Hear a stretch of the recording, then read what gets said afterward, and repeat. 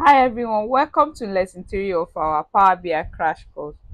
Now that we have extracted and cleaned our data, it's time to structure it using data modeling. Remember, a well data model improves performance, enhances reports accuracy, and also enable powerful relationship between tables. If this is your first time in this channel, kindly click this subscribe button to subscribe to my channel. And if you want the first two video on Power BI crash course, click the video link in the video description to check to learn the first video, the first lesson, and the second lesson, which is extraction and also uh, transfer data transformation in Power Query Editor. Now in this we'll be talking about data modeling. And what is data modeling? Data modeling in Power BI is the process of organizing data table and defining relationship to enable meaningful analysis. Instead of working with flat table, we can structure our data using star schema to improve efficiency. So the benefits of data modeling are better performance. So that means we optimize queries and also faster calculation, accurate reporting, and also scalability and flexibility. To understand data or relationship, data clear what's it called data modeling and creating relationship in Power BI, we have to go into data modeling. So you to go into data modeling, first this is our report view and this is our data view. Data view is where you can view your table. You can view your table here. You can see I can view my table in this, and also if you click this you can also view your table. And the other one is, the last one is model view. This is where you create relationship when you have two or more data table.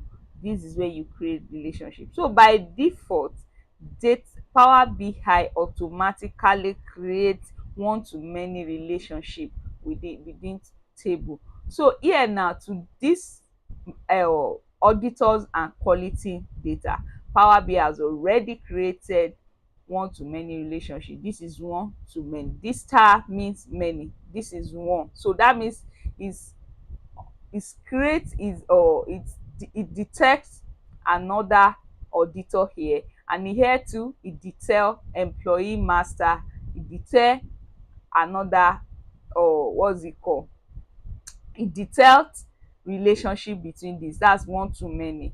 Here is one to many too. So now these two table, this employee master and also a auditor, they are core dimension table in Power BI. When you are creating data, creating relationship, this is the dimension table, and the fact table are where you actually connect your data to other table. This is the fact table. The quality table is the fact table. So let's assume Power BI did not create relationship. Let me delete this relationship. To delete relationship, just click on the line and then you see delete, then delete this. I've deleted that one, then I've deleted this now. So now for the basic data modeling, which I'll be discussing here in this particular tutorial. So let's assume this Power BI error. Power BI did not detect this relationship. How do we do? So what we do is we want to connect this to this fact table. I want to connect this employee master to this quality data. How do I connect this together?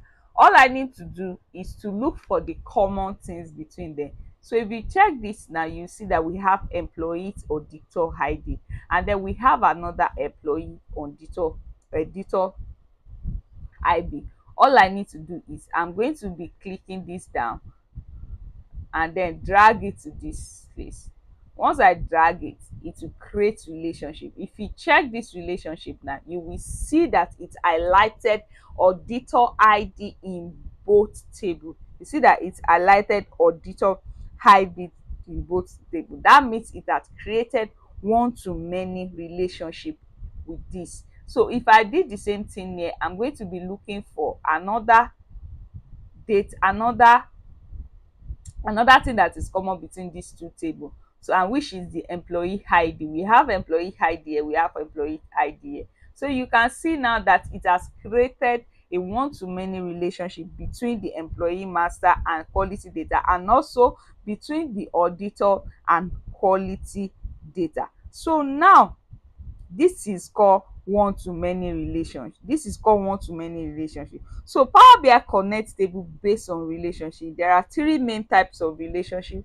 We have many to one-to-many. We have many to many, which is used both when both table contain duplicate. Then we have one-to-many, which is rare, used for linking unique table. So now if I want to